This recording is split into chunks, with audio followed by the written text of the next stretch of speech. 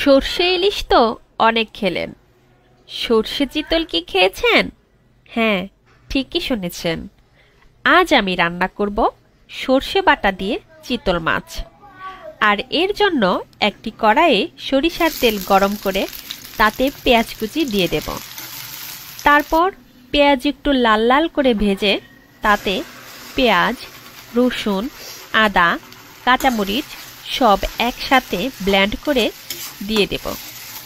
তারপর হলুদ, জিরা, ধনিয়া, শুকনা মরিচ গুঁড়া আর স্বাদ মতো লবণ দিয়ে মশলাটা ভালো করে কষিয়ে তাতে মাছগুলো দিয়ে দেব।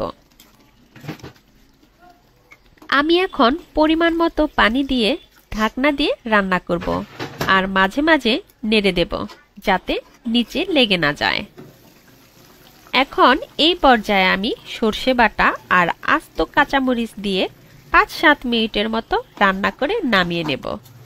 বিশ্বাস করেন, এটা খেতে এত মজা হয়েছিল যে আমার হাজব্যান্ড এটা খেয়ে খুশিতে আমাকে শপিং করতে নিয়ে গিয়েছিল।